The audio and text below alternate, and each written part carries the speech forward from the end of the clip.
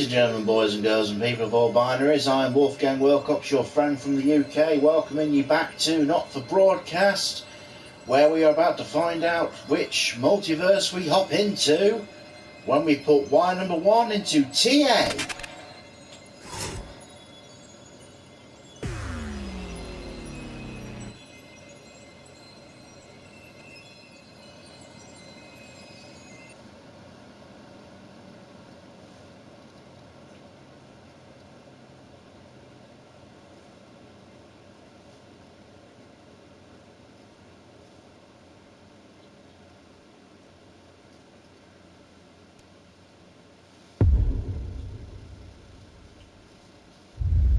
Your daughter to work day. Winston, they've replaced my chair and desk with a sofa and a coffee table. And they've abbreviated the national... Oh my god. It all seems to have taken a turn for the worst in this place. Oh, we're in the... How long is this going to take then? Do you have somewhere else to be? Not really. This first bit's about 10 minutes, then we come back at 8, 9, and then a long show at 10 to do the results. This thing's going to cheer me up then, is it? I very much doubt it. Or is it safe? Let's hope so. Not very reassuring, are you? No, I'm not, but at least I'm not lying to you. I'm not sure I want to be here. Listen, between ourselves, this machine is 99% likely to do absolutely nothing other than cause a national power cut. The science behind it is dubious at best, and as for the man in charge of the Happiness Collective, well, it seems to me like he's barely cracked a smile in his entire life. So you don't think this could, like, break everything? Good question. Seems to me everything's broken already most of the time. See this before? On a spectral. Oh, there's a little swimmer in there. Leave that alone, please, Colin. When is this? It's Wednesday, Colin. Okay. That doesn't help. Do you need anything, Stacey? I think she'd rather be somewhere else. Oh, don't say that. It's exciting. A groundbreaking experiment. Have you been mainlining the auto cue? Try to have fun. She's a bit much, isn't she? I think, given time, you'll find actually she's exactly the right amount. All weird. So are you. Good, innit? So this thing, it's, big, is it? Depends what you call big. 10 seconds. 22 million viewers, probably. What the fuck? That seem big to you? 5, 4, 3. That's fucking huge! Excellent. Good evening. I'm Jeremy Dawson. And as you all probably know by now, it's Bring Your Daughter to Work Day here on Channel 1. But it's no secret that I don't have any children. So the station reached out to a local home, and I'm delighted to say that joining me tonight for this Channel 1 special event is Stacey. Say hello, Stacey. Hello. Oh, I get it! It's an alt universe where... So you do the next bit, and then we take it on test. Read what's written there. You can read. Yeah. Read. Sorry, I'm thick. Again, excellent. And that's CK thick. Not In a thick with 2 C's. Nestled. Although I am that one as well. Of Chintlebury, Dr. Charles Magnus and his Happiness Collective have been working on a secret project. Incredibly, they claim their euphoria device will raise overall happiness levels throughout the country. Tonight, live on Channel 1, we'll be putting that somewhat grandiose claim to the test. We'll be in and out of the schedule throughout the evening. What the fucking evening? I'm meant to be meeting Gary Hales and Kelly Nyfans later. I don't know who they are. Keep reading. We'll be in and out of the schedule throughout the evening. Oh, I've said that. Yes, twice now. Right. Oh, here we are.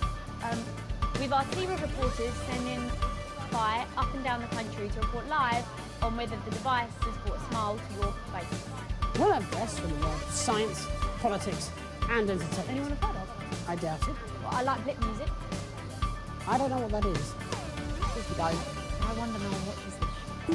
Nevertheless, we'll still be here, and with all those all-important results as well. So don't move that dial. Stick to Channel 1 all evening. All evening. As we bring you The Night of Smiles. 35 seconds back. Can we get the guests in, please? Dr. Magnus, you could sit here, please. Who are you? Chester Mims, 24. My favourite palindromes are civic, rotivator, and no lemon, no melon. What? Chester's here to push the button. Oh, that's not until after the premise. Go away, Chester. Yes, Dr. Magnus. Oh, well, Chester. 10 seconds, everybody. First rule of news, never, ever, ever feel sorry. 5, 4, 3. Off you go then. Again. You got this. Welcome back. In just a few minutes, the impressive machine behind us, will be activated in the first ever mass experiment of its type. So, let's meet the man behind the merriment, Dr. Charles Magnus. Dr. Magnus, on with the show. Just before we came on air, Stacey was asking me if your machine might, in her words, break everything. Oh my God, you're such a grass! So let's start there. Is this experiment safe, Doctor? Well, I suppose that's a fair question, and probably one that's also on your viewers' minds. All I'm saying is I saw this film once where time got stuck and that seemed like really bad. Well, while no science is without risk, I can assure you that the chances of time actually getting stuck, as you say, is less than 1 over 10 to the power of 64. So it could happen then? Well, anything could happen. For all we know, it may have already happened. I don't understand. It's theoretical metaphysics. No one understands. It is, however, more likely that you will have a spontaneous pulmonary embolism or be struck by lightning than that time will actually become unstuck. I don't want to be struck by lightning. And you won't be. Nah, I don't like it. Something doesn't feel right. That's what people said about television or electricity or even the printing press. Nah, I've got a bad feeling about this. It's like, you're going to press that button and none of us will exist anymore. Like, all wiped out. Like, we weren't meant to happen. Like, we were a mistake. That's ridiculous. Where did you get your degree? I'm 15, you wanker. But you don't take a degree to know that there's something messed up about wanting to control other people's feelings. To make people happier. Well, you didn't ask for my permission. No, and I've no intention of doing so either. Chester, if you please. Well, before we start the machine, we do have to go to Peter Clement and Julia Salisbury for a special message. And that's still being set up, so we could all just take a breath. Chester. This young lady is Chester Mims, my loyal lab assistant, who, like myself, has dedicated his whole life to the pursuit of scientific excellence. He is a man who is educated. He is inquisitive and rigorous. And these are, young lady, qualities I might suggest you would do well to cultivate within yourself. Have you got a problem with me? Why does ignorance always have to speak so thunderously? What are you calling ignorant? I'm not the one playing God here. That's you. Well, actually, it's Chester. Mr. Mims, if you would like to proceed with the activation process. Do you mean, Yes. Push the red button. Yes. righty-ho, Dr. M? That's, so-co by me. Wipe us out of existence. How fragile do you think reality actually is? Yeah, well, I'm ignorant, aren't I? Probably wouldn't go trying to break it to find out. Well, at least it was brief, and we don't have to see it again.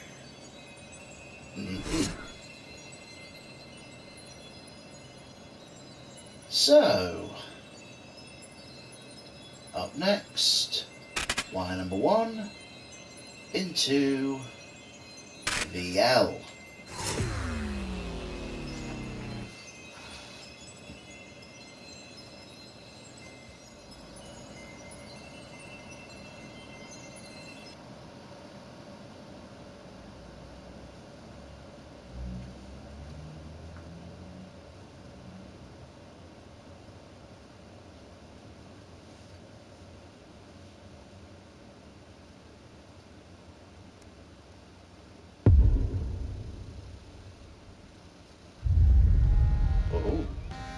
Winston, there's something in my office.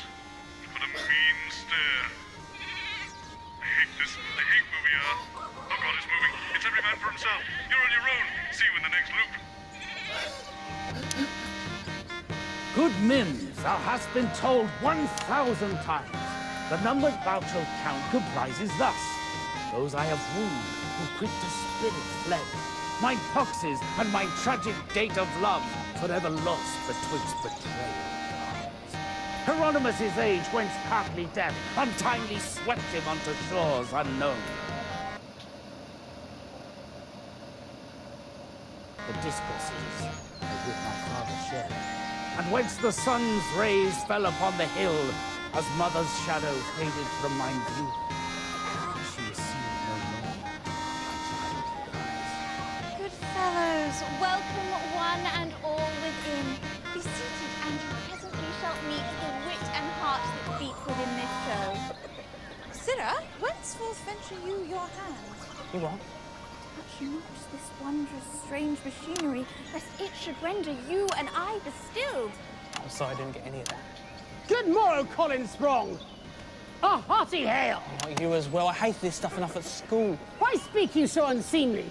With such words it's better suit a slutton or a moor. Pretty sure we're not allowed to say that sort of stuff now.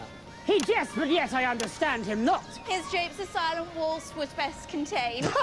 Rude, I think. A hail and hearty salutation, all please, gentlefolk, accept my deep regret that tardy dost I come upon the set wherein tonight's fair alchemy is met. Right, I'm leaving before you all start talking about fairies. The groundlings are prepared, the players are set, so let us to our revelries attend. Fire up the lanterns, bring the stage alive. Our sorceries begin this night in 5, 4, 3. Fair patrons welcome each and every one. My name is Jeremy, Lord Donald's son. I, Megan Wolfe, beside him duly sit, as we present to your grand benefit such magics as will turn your blood to ice. Sir Magnus's Euphoria device. In Chintleberry's green and languorous hills, whence fairies dance and suburbs golden eaves. I knew this was going to happen, with their just no. sparkly Give toes. it to me. What ho? Young cheeky riots nick the script. Throw wafty fade us out. And all this stuff about suicide. See how anachronistically he marks with feather from no creature earthly born. That's not funny, nor is that. You don't need any of these words at all, just this and right. Do this one. Tonight, before your eyes and arms and legs, A special program called The Night of Eggs. Good, run titles. In 30 ticks our revels be rejoined. excuse me, Saucy Colin, but this next appears to be bereft of scan and rhyme. Why does it have to rhyme? No, don't answer that. Give it here. Arsenal tipped. I'm getting really bloody annoyed at this, okay? Alas, he's mad. Or by hell's fiends possessed. Just do the top to tail and skip the rest. Oh, shit, now you've got me doing it. But what of good King Peter and Queen Jules? They'll take our heads if they should feel Oh, suppressed. that won't matter once the butter's pressed. Is conversation you intend with me? Indeed, good doctor. And in 5, 4, 3. Sir Magnus, your contraption, most bizarre, is fashioned prey to purpose fair or foul. 'Tis foul indeed, but not as you suppose. These fowl have feathers, wings, and beaky nose.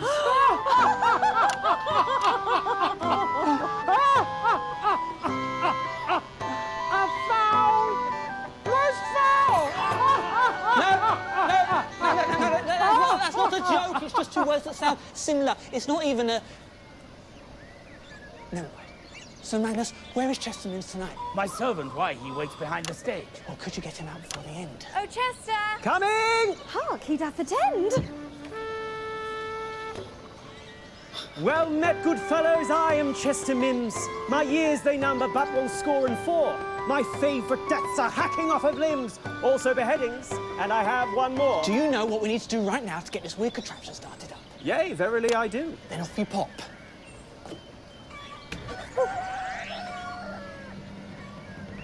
Good people, bring your chickens to this place. Bring broken beaks and rickety of legs, for whence I release the music held within. Your poultry shall lay twice as many eggs. Sorry, that's what it does make chickens lay. That is indeed our deeply cherished. Just press a button, what a fucking joke.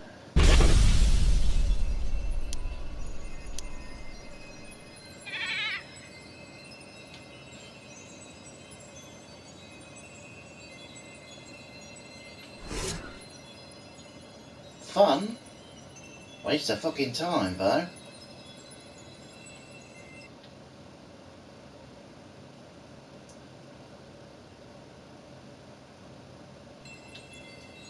Okay. Wire number 2. Into TV. See how this goes.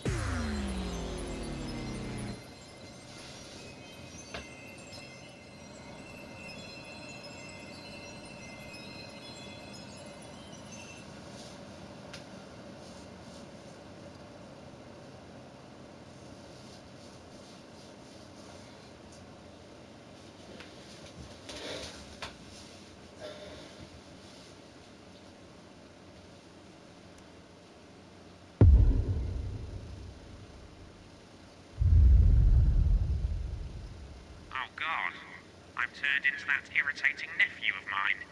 He can't shut up. Always has to comment and everything. He's a smug little so-and-so. Or, more accurately, I'm currently a smug little so-and-so. Got a plan of attack? I'm going to start on the variants and move on to the consumer stuff once he's on the ropes. Not 2 on the ropes. We still have to have the button pressed, Adrian. Not if he chooses not to. The only one who can stop the experiment is Magnus. It's Very interesting. What the schedule with tonight? That's Kenneth's problem.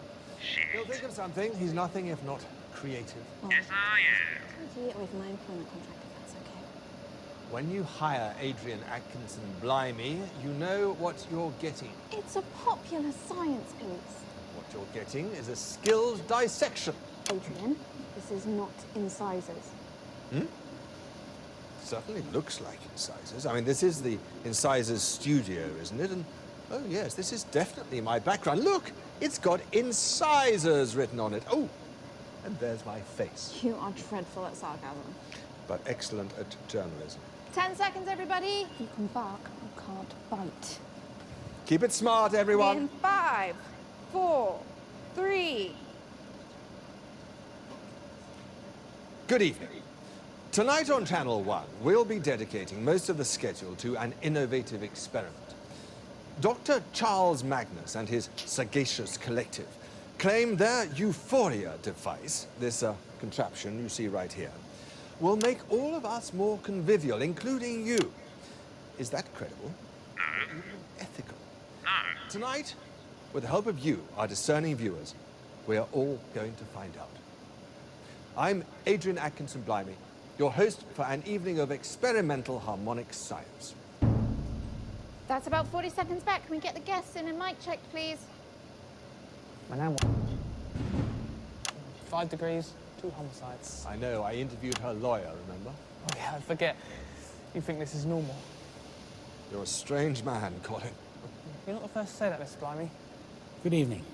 Nice to meet She you. said not to talk to him, remember? Who? The scary lady. All ladies are scary to you. 10 seconds. She said that he doesn't like to speak to guests before interviews because it Going puts us- in 5, 4, 3. Welcome back. In just a few minutes, this singular machine will be activated, marking the inaugural investigation into emotional resonance. But before we switch it on, let's dig our teeth in. Dr. Charles Magnus, you are the head of the self-styled Happiness Collective and the inventor of this fascinating emitter. Yes, that's correct. Good evening. And this is my assistant. Chester Mims, 24. It says here that your favorite numbers are 5 minus 800 and the square root of -1. Yes, that's right. If I understand it correctly, gentlemen, and I should imagine that I do, your device's frequency should raise the vibrational state of all conscious life until we attain a frequency that your experiments have demonstrated represents happiness. Yes, that's right. That's the theorized outcome. But of course, it's not just felicitousness, is it? Other frequencies could also be targeted by the same technology. Well, yes, theoretically, but why would you want to do that? Maybe that's a question for someone else? I'm not an ethicist. Mr. Mims, this device is rather large and cumbersome, and what we see here is only part of it, I believe, as the relay has had to be hardwired into the power conduits in our broadcast room. Am I correct? At great Well, expense. of course, this is the first iteration. Let's not forget that the earliest computers required huge rooms to house them. And over time, they've become able to fit on just a moderately large desk. We'd imagine that in the future, further iterations would be much more portable, personal use. Yes, yes, we can perceive a world where people can choose to alter their emotions whenever they want and whatever they want to feel. Domestic devices? Emanating on a room-sized scale? Yes, at first, yes. Eventually portable, perhaps even pocket-sized. I mean, just imagine the possibilities. Yes, I am. I'm thinking of the possibility of inviting a female guest back to my emotionally controlled room and setting my home device to induce lust in her. Get him, Adrian. Of the rebellious teenager who takes his to school set for anger. The offices set for fear, compliance. Why would That's a great anybody in their idea. right mind want to do that? Why does humanity do any of its evil? Again, I repeat, I'm not an... I'm late. I can go to people happier.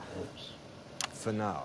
Whilst I respect your line of questioning, Adrian, I have to confess, well, I'm feeling somewhat ambushed. I'm afraid that your confession will have to wait, Dr. Magnus, because I'm going live now to Advance Headquarters to speak to the nominal leaders of our fragile coalition government. Are you receiving me, Prime Ministers? Loud and clear, Adrian. What an exciting evening. When we formed a coalition, one of the first pieces of common ground we planted our mutual flags on was the importance of supporting our science and technology industries. After all, what's the point in all that superior education we're providing if there's no jobs at the other end of it? Dr. Magnus and his team impressed us with the simple, well-intentioned nature of their project. Everyone happier. How could we not fund that? It is, after all, one of the 4 basic requirements of a government. And all this experimental technology was funded by the government? Well, yes. I mean, we've invested record sums in funding the science and the... So I assume you own the resultant technology? Well, not us, Adrian. The public own this incredible technology. It was, after all, their taxes that paid for it. But the public don't have the capacity to alter the device, do they? Or to make other devices? Well, what sort of other devices? That's an excellent question. Let's chew on it for a while. Must we? In 1518, the residents of the city of Strozhnev in southern Sconce experienced what was known as the dancing plague. Fascinating. People began spontaneously dancing and they didn't stop for days. It was infectious. More and more people joined in. They literally danced themselves to death. You're making that up. I mean, surely he's making that up. You can look it up in an encyclopedia after the show, Prime Minister. I'm suggesting that if one amplifies this device sufficiently, it becomes a weapon, does it not? What, make the enemy dance themselves to death? Well, that's hardly an effective military strategy, Adrian. Or with a few garble adjustments, surely it could send an enemy encampment mad with rage or suicidal with despair? We have no such plans. Nor would Dr. Magnus and his team sanction such a use. Think of it. At the flick of a switch, demonstrators are calmed, protesters pacified. We would never use such a device on the general population. And what of the commonality? In a society where this technology is commonplace, how would a citizen know whether the emotions they were feeling from minute to minute were even their own? Yeah, where's your science now, bitch? Insightful questions, as always, Adrian, but tonight is about an attempt to make people happier. And, well, we're here just to wish you all the very best of luck. Back to you in the studio. The Prime Minister's there. Pricks. And of course, Without the funding that you receive... We'd still be making mice grin a bit. If I might say something... Of course, Doctor. This program thrives on the free exchange of ideas. I have a colleague who works in one of the more esoteric departments in the collective, and, Oh, was it her? Stand by, stand by. Oh, you know, Dr. Magnus, Professor... Ha ha ha ha ha! Chester does like to... Yes, Anyway, this unnamed professor and I were, by pure coincidence, discussing the dancing plague of 1518, and she reliably assures me that the Blissgate circuitry will negate any concerns about such an eventuality. But that is untested. I can assure you that the T-tests are absolutely magnificent to behold. And besides, if we discovered any negative effects, we could simply turn the device off. It's not permanent, Adrian. So you say? You know, Mr. Blimey, I always thought that you were a man of intellect, a ruthless campaigner of precision and truth. I am all of those things. No, you're not. You're a grumpy old man who can't see the good in anything. Manners, Chester. No, I'm sorry, Dr. Magnus, but I'm really quite upset. Well, I can see that. You're practically apoplectic. Yes, I am. All you want is a little bit of happiness for a short amount of time. And you're a good man, Dr. Magnus. I know that. And if she can't give it to you, then I'll give it to you instead. But is the human animal responsible enough for this type of technology? Do we have the shut perfect... up, Adrian!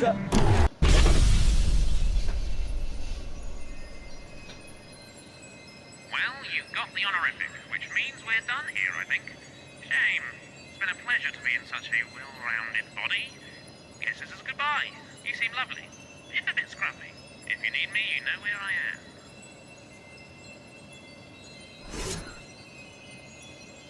Certainly wasn't expecting to have that be the good one. Alright then. Number 2 in MS.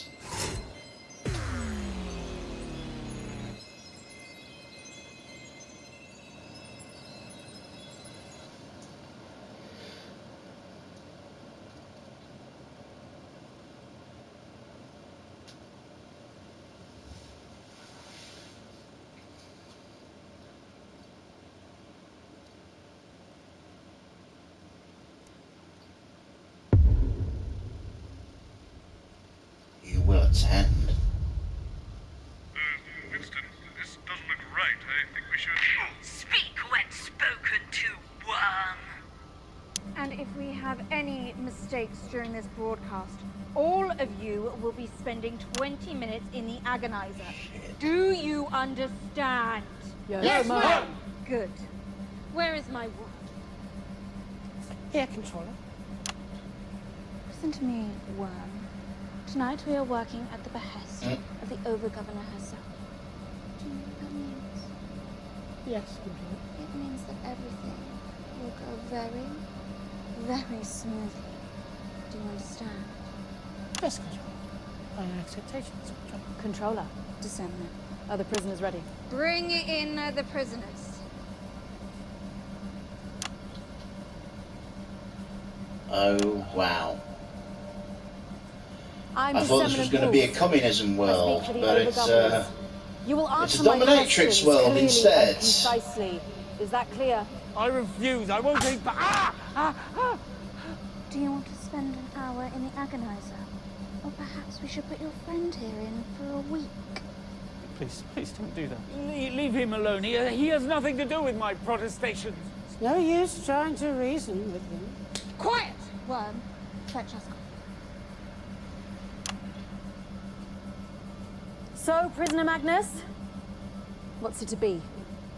Will you be participating in the broadcast?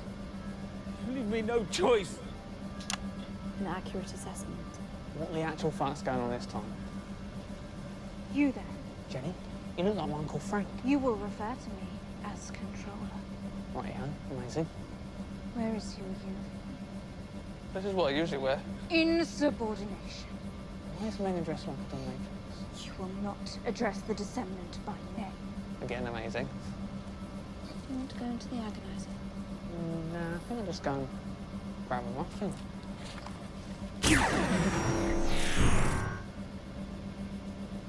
Annoying. What the fuck? A sensible decision. Controller, shall we? 10 seconds, scum. The Empire expects. Do not fail her. 5, 4, 3. Subjects of the Empire, I am the disseminant. Tonight's mandatory broadcast sees the Empire achieve even further greatness. The Overgovernor, all hail her might, has decreed that tonight you, her loyal subjects, shall be the first to receive her boon. So don't move that dial, or you will be extinguished. This is a mandated broadcast on all open channels.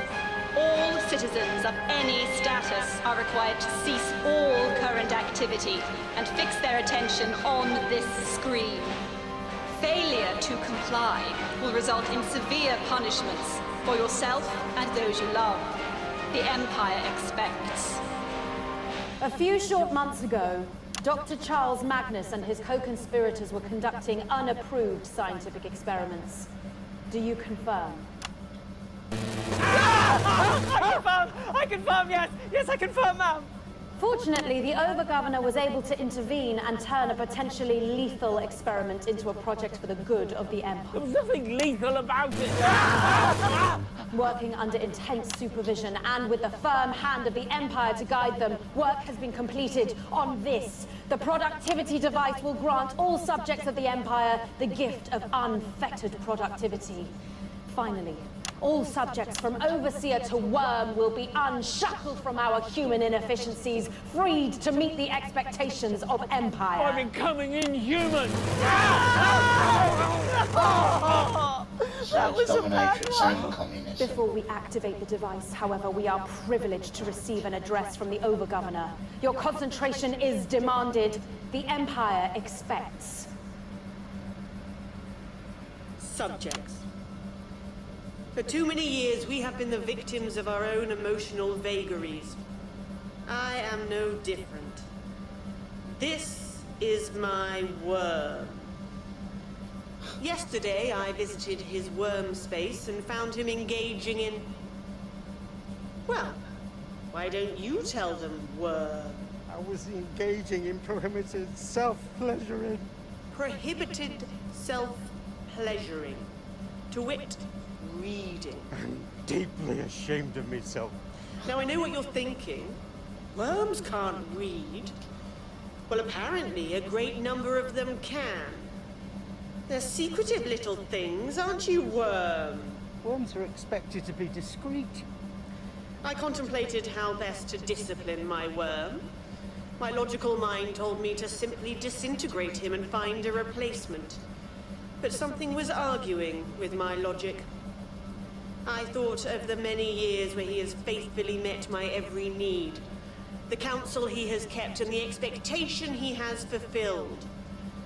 And I was forced to admit that I had feelings for this worm. Overgovernor?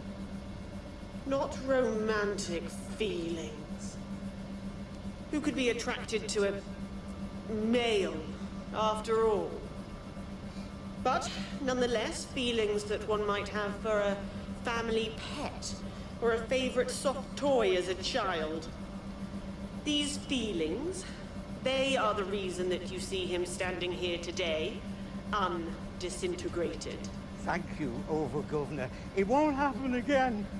No, it won't.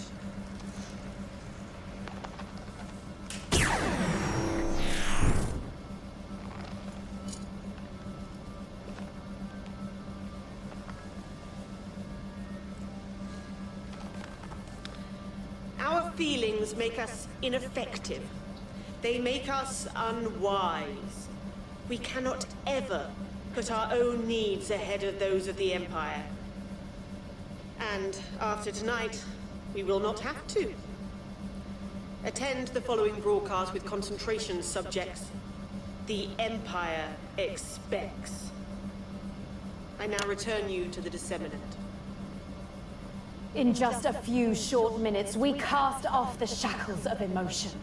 Wait! Control the worm! Please, listen to me.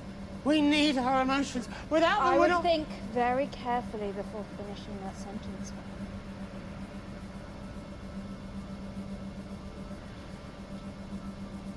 Charlotte, please listen to me. For all the years we've spent together, this device, it can't be switched on. He's right.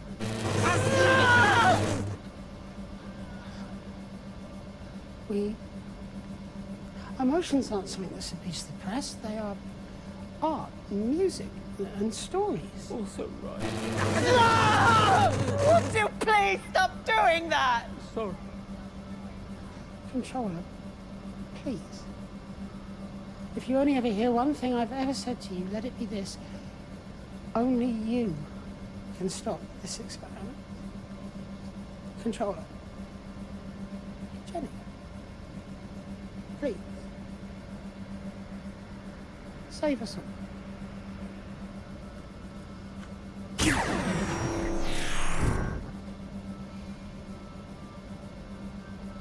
I hate that name.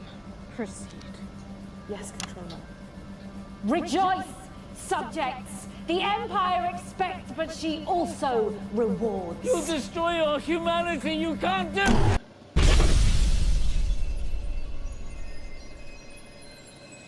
Winston, there's nothing here. We should go.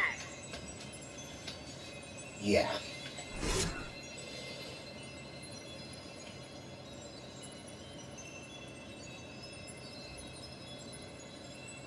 I think I'm about to run out of time, so we'll find out what number 2 in the TA hole does next time.